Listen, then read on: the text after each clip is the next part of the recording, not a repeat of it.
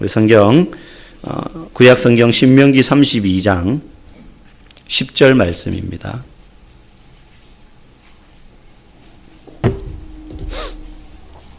신명기 32장 10절.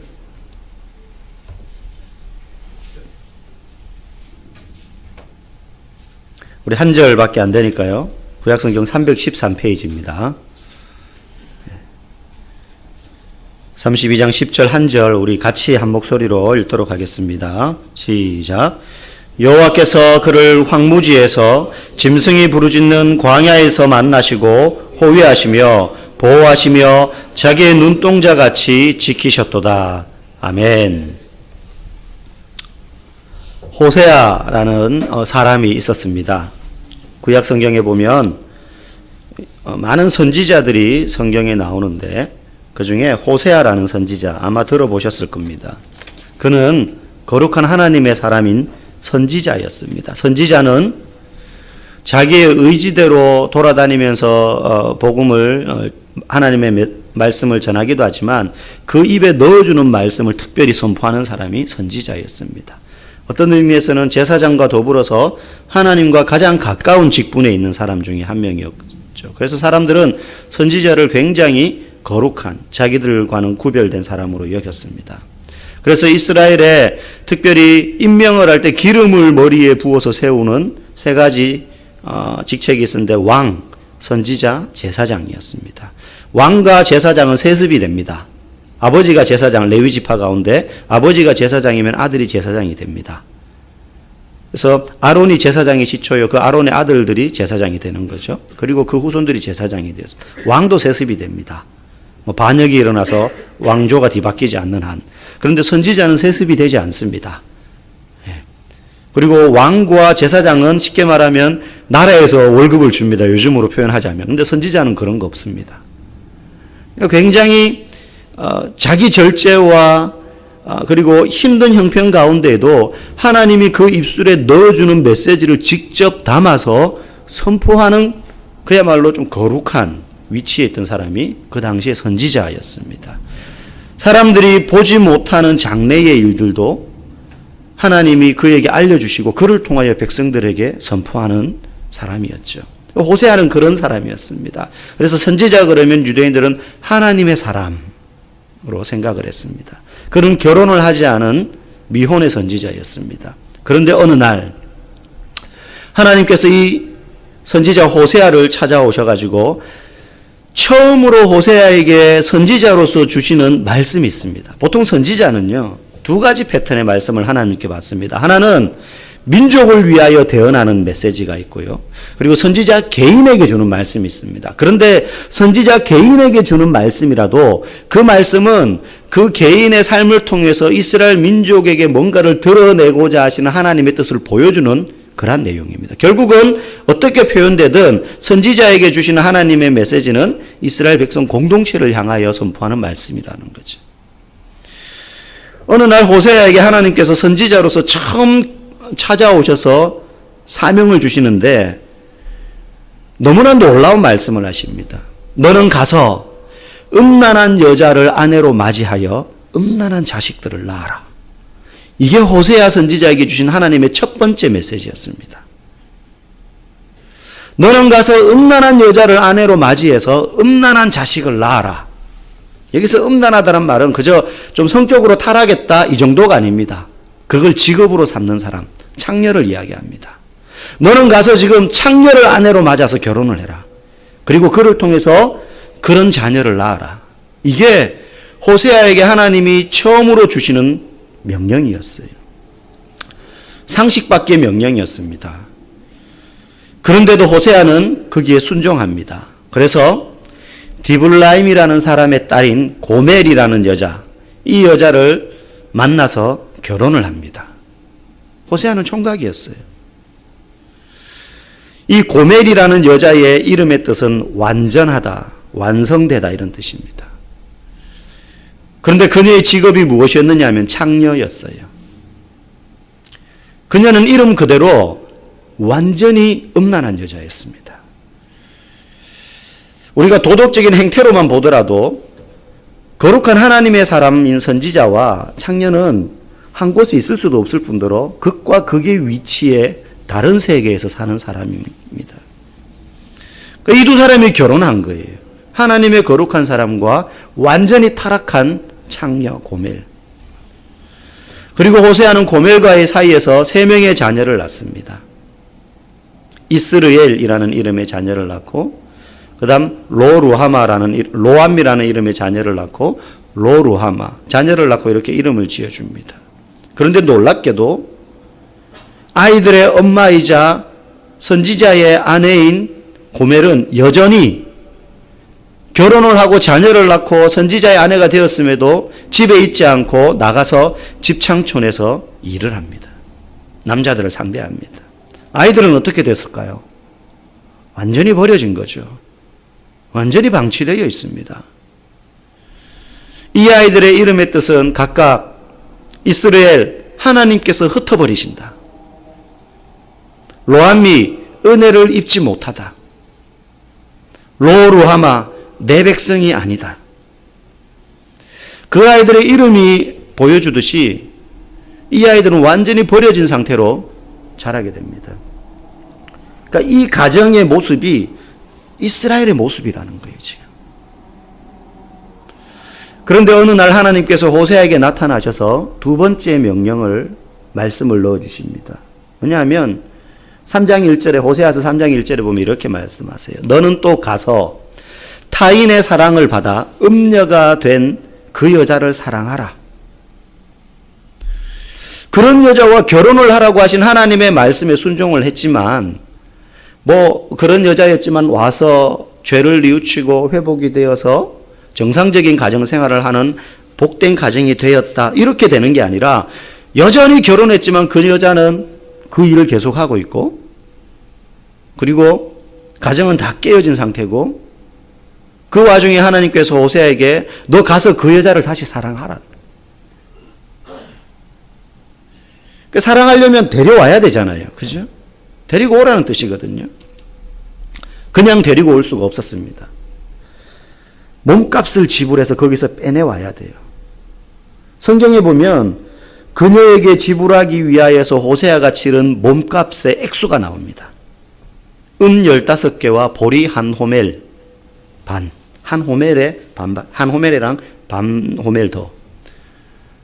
근데 이 금액을 왜 적어놨느냐 하면 은 15개와 한 호멜 반 정도 되는 금액은 그 당시 노예 한 명을 살 수 있는 금액의 절반밖에 안 돼요.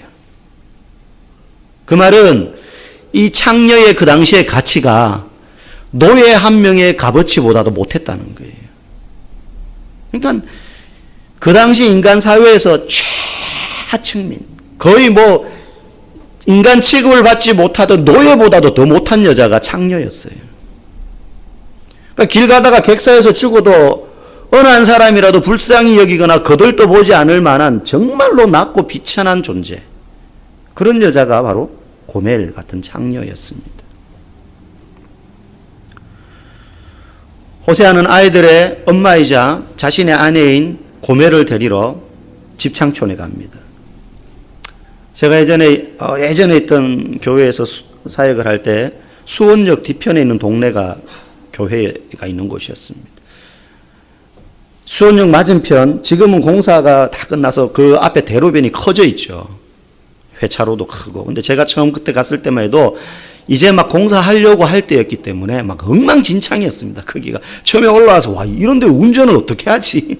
버스가 회차를 하고 정류장을 들어가려면은 5차선인가 6차선을 대각선으로 가로질러 가지고 막 정류장으로 들어가고 회차하려고 오던 차든 1, 2, 3, 4차선이 다 막히고 막 난리가 아니었어요. 근데 그 안쪽에 집창촌이 있습니다. 그 교회에서 제가 사역을 하는데 그 집창촌에서 일하는 분들, 여성분들과 그들을 관리하는 포주와 주먹을 쓰는 깡패들이 한 무리가 그 교회에 출석을 하고 있었습니다. 저희 교구였습니다. 그래서 제가 종종 신방을 갔어요. 대신방 때도 항상 가고 포주 집에 가면 다 모여 있습니다. 설교를 하고 권면을 하기도 했습니다. 몇몇 그 여성들한테는, 지금 여성들한테는 그만뒀으면 좋겠다. 그만두지 못하는 거예요. 아무도 한 명도 그만두지 못하더라고요. 낮에는 까맣게 되어 있지만은 밖에서는 안이 안 보이면, 근데 밤이 되면 그 안에 불빛이 다 켜집니다. 19금 골목이 되는 거죠. 낮에는 다 다녀요. 문 다 걸어 잠그고 있으니까. 근데 밤이 되면 거기는 미성년자는 출입할 수 없습니다. 환락가죠, 그 안이. 술집들과 같이 엉켜 있습니다. 여러분 한번 상상해 보십시오. 호세아가 자기 아내를 데리고 가려고 집창촌에 갔습니다. 그런데 거기에는 많은 남자들이 술에 취한 채로 왔다 갔다 합니다. 비틀거립니다. 새벽이 되면 그 아침에 거기를 가면 오만 오염된 분비물들이 다 있습니다. 토한 거, 쓰러져 있는 사람. 수원역 앞에도 그래요. 호세아가 그 거리를 찾아갔습니다. 아내를 데리러 가야 되니 얼굴을 보려면 저녁에 갔을 겁니다. 새벽이나 일할 때. 남자들이 그 가게 앞에 줄을 서 있습니다. 호세아도 그들과 함께 줄을 서 있는 겁니다. 은 15개와 보리 한 호멜 반, 그걸 들고. 사람들이 수군거렸을 겁니다. 왜냐? 그 사람이 선지자인 줄 다 알아요. 온 이스라엘이 알아요. 그 사람이 선지자인 줄. 왕도 압니다. 그 사람이 선지자인 줄. 아마도 누군가가 질문을 했다면 이렇게 질문했을지 모르겠어요. 대번에 의문이 들 거 아닙니까? 정말 이상합니다. 내가 이해할 수 없네. 어떻게 당신 같은 하나님의 거룩한 사람이 어떻게 저런 창녀와 결혼을 할 수 있습니까? 도대체 무슨 이유가 있길래? 상식적으로 이해하기 힘든 일이 분명합니다. 우리 우스갯말로 이런 이야기 가끔 하잖아요. 엄청 예쁜 여자와 엄청 못생긴 남자하고 둘이 걸어가면 속으로 무슨 생각합니까? 도저히 이루어질 수 없는 커플이 저래 커플이 되었다면 남자 돈 엄청 많나 보다. 상식적이지 않은 만남이라는 거예요. 그것과 비교할 수 없는 가정을 이룬 겁니다. 그리고 게다가 호세아는 지금 값을 지불하려고 그걸 들고 서 있습니다. 사람들이 뭐 하려고 온지 다 알아요. 호세아의 대답이 성경에 나오진 않지만 성경은 곳곳에서 이러한 질문에 대한 답을 하고 있습니다. 만약에 호세아에게 누군가가 그런 식으로 질문을 했다면 당신 도대체 왜 저런 여자랑 결혼했습니까? 호세아는 아마 이렇게 반문했을 것 같아요. 당신의 그 질문에 대해서 내가 대답하기 이전에 당신에게 다른 질문을 하나 할 테니 대답해 보십시오. 뭡니까? 당신이 그렇게 의문을 품는 것처럼 그렇게 거룩하신 하나님은 왜 창녀 같은 우리 민족을 사랑하셨을까요? 그렇게 거룩하신 하나님께서 창녀같이 음란한 우리들을 왜 사랑하셨을까요? 왜 자기 아들을 육신으로 보내셔서 십자가에 처참하게 죽도록 내버려 두시면서까지 우리를 살리시려고 하셨을까요? 그 질문에 답이 있는 겁니다. 사람들은 왜 하나님께서 하필 유대인들 같은 민족을 선택하셨는지 묻습니다. 우리나라 작가 중에 어떤 분은 예수님이 조선 땅에 오셨을 거라는 상상하에 그런 민화 같은 그림을 그리는 그림을 본 적이 있습니다. 그래서 예수님이 갓쓰고 두루마기를 입은 거죠. 이렇게 수염 기르고. 그래서 낙이 대신 소등을 타시고 궁전으로 입성하시는 그런 성경의 그림을 각색한 그림을 본 적이 있습니다. 한번 생각해 봅시다. 왜 힘없고 보잘것없는 그 민족, 그 당대에 이스라엘과 관계 맺었던 패권 국가들이 있습니다. 만약에 로마 같은 제국을 선택하셨으면 어땠을까요?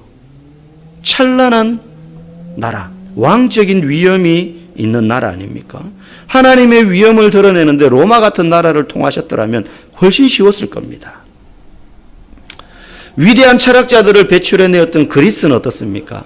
철학의 철자도 모르는 사람들도 플라톤, 아리스토텔레스, 소크라테스 이런 사람들, 이름 많이 들어보셨을 겁니다. 제가 이제 목사가 되기 위해서 신학대학원 들어가려면 몇 과목 시험을 치는데 그중에 철학 과목을 쳤습니다. 지금은 철학을 안 친다고 알고 있어요.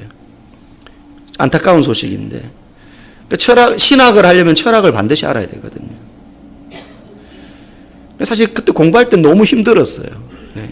철학자들 고대, 중세, 근세, 현대 철학 사조들, 흐름들 이게 무슨 의미고 특히 고대 철학자들은 너무 막 이렇게 뜬구름지 않는 이야기 같은 걸 많이 해요. 왜냐하면 본질을 자꾸 탐구하다 보니까 뭐 동굴 비유, 이데야, 형이상학, 형이하학 막 이렇게 막 머리가 핑핑 도는 저를 힘들게 했던 그런 철학자들이 있지만 어쨌든 우주의 본질과 인간의 본질과 신이 진짜 존재하는가 신존재 증명 뭐 그런 여러 가지 어려운 단어들을 써가면서 인간의 진리를 인생의 진리를 파헤치려고 했던 학문 아닙니까?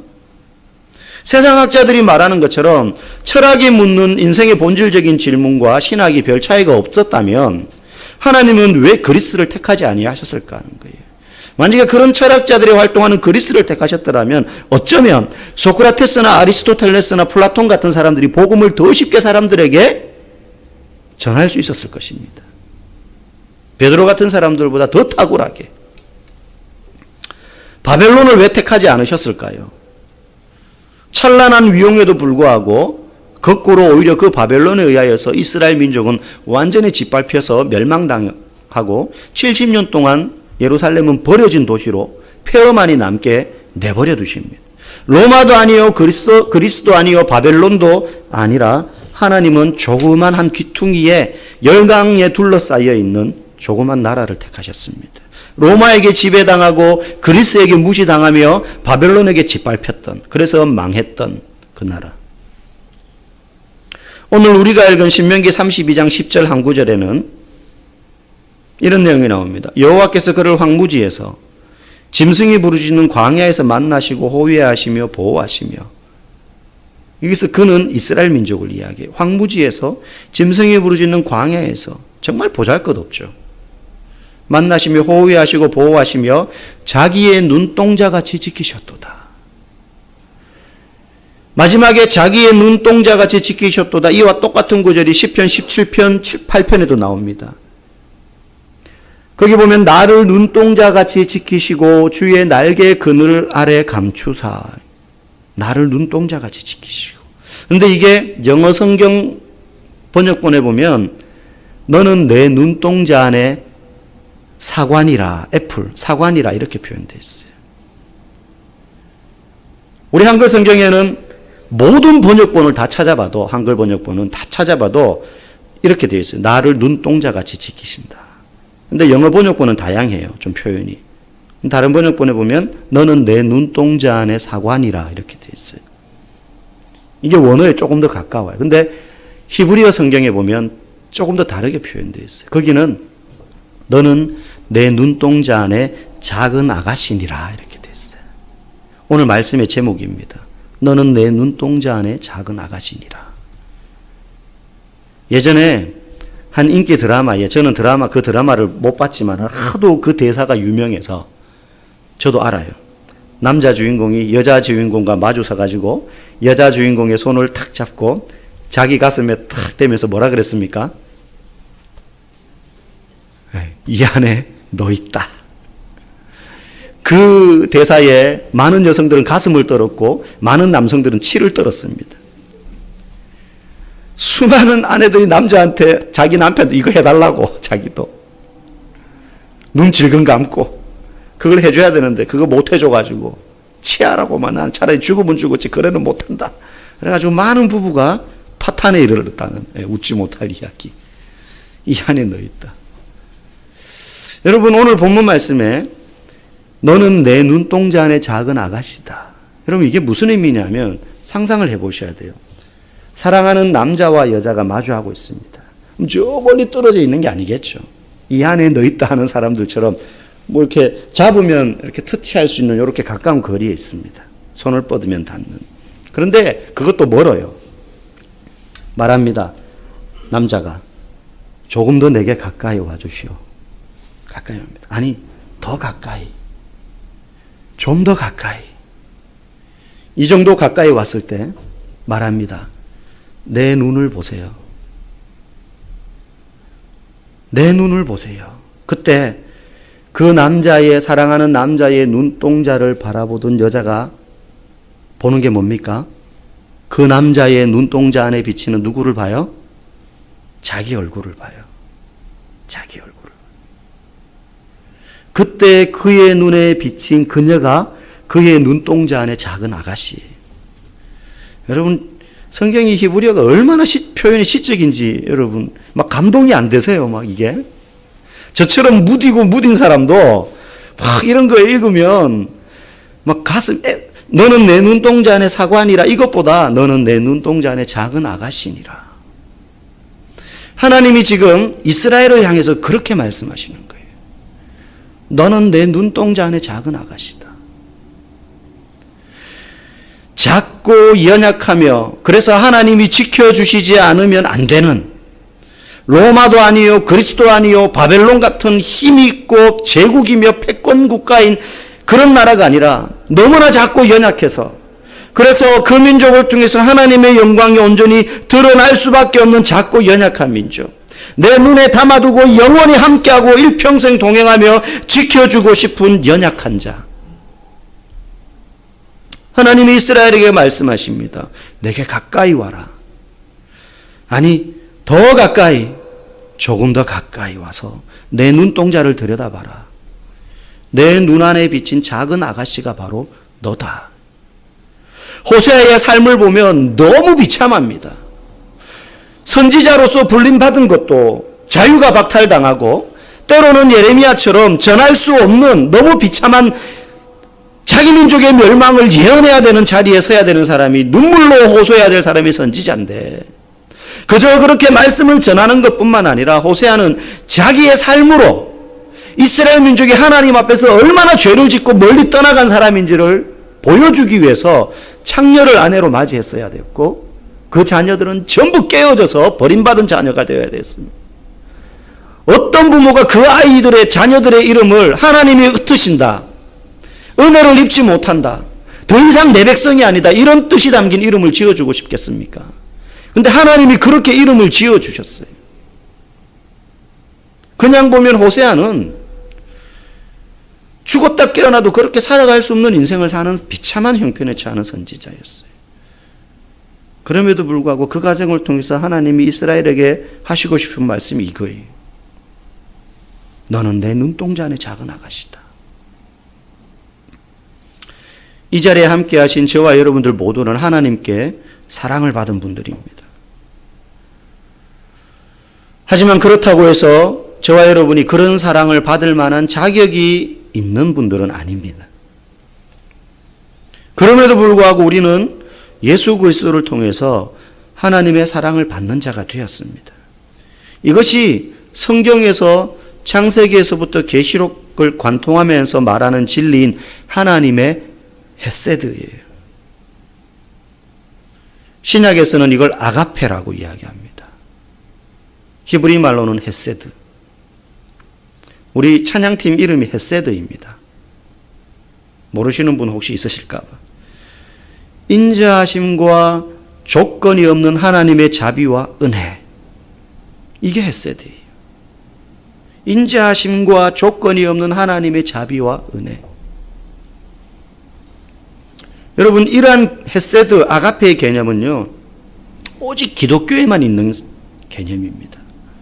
세상 그 어떤 종교, 그리고 철학에도, 세상의 가르침에도요, 아무 조건이나 공로나 자격 없이 구원을 받는다라는 것을 말하지 않습니다. 다 대가를 지불해야 돼요. 거기에 응당한 어떤 형태로든. 이슬람, 유대교와 비슷하다라고 이야기하죠. 기독교와 비슷하다고 이야기하죠. 아닙니다. 이슬람의 구원 사상의 핵심은요, 선행이에요. 선행. 알라 믿는다고 다 가는 게 아니고 알라가 말하는 선행이 있습니다. 코란에. 그걸 해야 돼요. 이 땅에서. 자신의 악행보다 비교해서 선행이 더 많아야지 갑니다. 불교도 마찬가지입니다. 고행을 해야 돼요. 인내하고 고통을 참고 견뎌야 되고 통증을 참아야 돼요. 그리고 덕을 많이 쌓아서 자기의 전생에 쌓여졌던 업보를 씻어낼 만큼 덕이 넘쳐야 열반, 니르바나에 이른다고 말해요. 윤회를 주장하는 불교의 다른 종파나 여러 종교들, 티베트 불교 다 윤회를 주장합니다.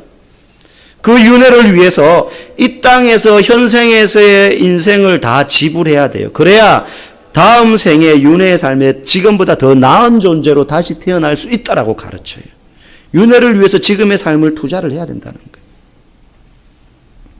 구원이든 윤회든 열반이든 그것을 위해서 사람이 이 땅에서 대가를 지불해야지 그걸 얻을 수 있다라고 말합니다. 다시 말해서 기독교를 제외한 모든 종교의 가르침과 세상의 지식들은 자기가 대가를 지불해서 얻어내는 구원을 이야기해요. 어떤 대가를 지불하느냐만 차이가 조금씩 있어. 그것도 사실 거의 똑같습니다. 그런데 오늘 호세아는 어떻습니까? 고멜을 다시 얻기 위해서 호세아가 대가를 지불합니다. 호세아가 대가를 지불할 이유가 하나도 없어요. 세상의 종교대로 말하자면 처참한 창녀의 삶에서 구원받으려면 대가를 지불해야 될 사람은 오히려 고멜 자신입니다. 자기가 그런 자리에 빠졌잖아요. 호세아가 그런 위치에 있지 않아요.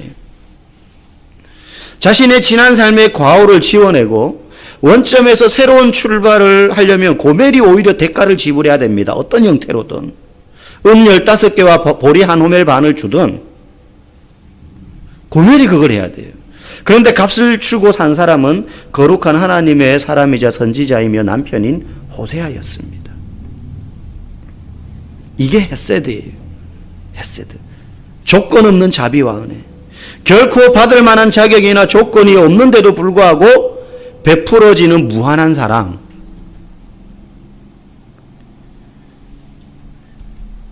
이스라엘이 잘났거나 조건이 있어가지고 그 자그마한 나라를 택했던 게 아닙니다.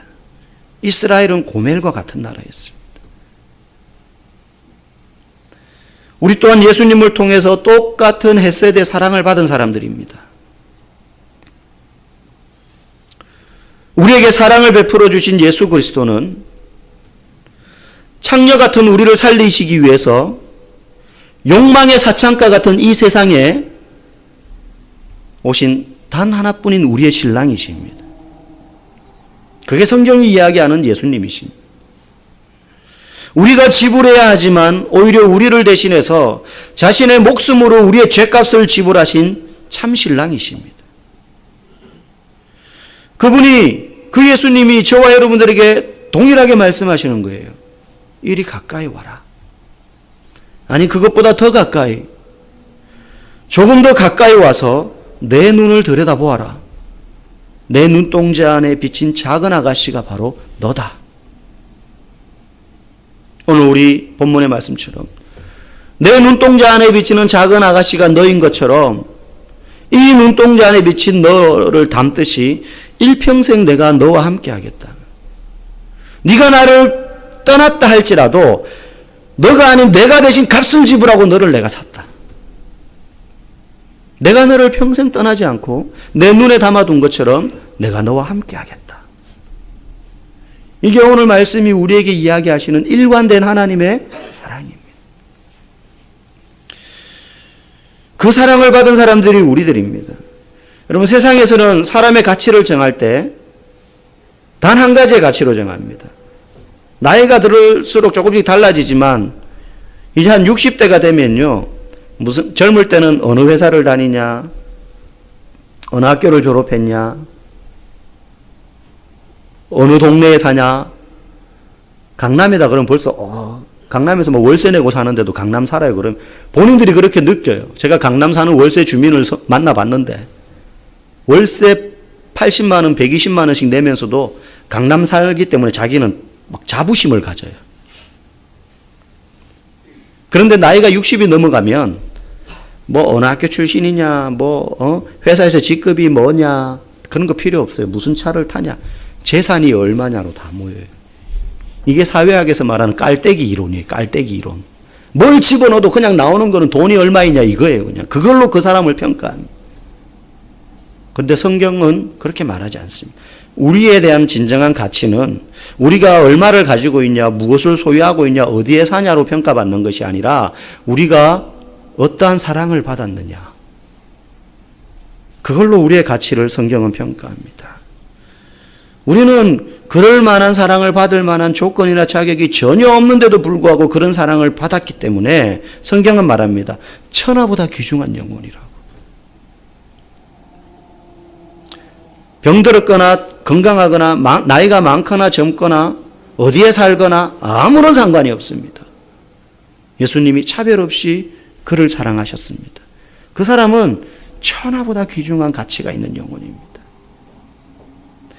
내가 받은 사랑이 얼마나 소중한 사랑이냐가 바로 우리가 어떤 사람인지를 정하는 것입니다. 저와 여러분이 오늘 주님이 말씀하시는 내 눈안에 비친 작은 아가씨가 바로 너다. 그렇기 때문에 인생의 어떤 어려움과 삶의 고난이 올지라도, 그리고 내 삶이 남들이 평가할 때 그런 기준으로 별것 아니네라고 이야기하는 소리가 내게 들려도 우리가 흔들리지 않는 것은 나는 주님의 눈 안에 있는 작은 아가씨임을 알고 날마다 우리가 이 소망 가운데, 이 사랑의 확신 가운데 거하며 살아간다면 그 어떤 것도 우리를 낮은 자존감 아래로 떨어뜨릴 수 없고, 그리고 우리의 신분과 우리의 가치를 훼손할 수 없다는 사실 여러분 꼭 기억하시고 이 사랑의 소망 가운데 굳건히 서 있을 수 있기를 주님의 이름으로 간절히 축복합니다.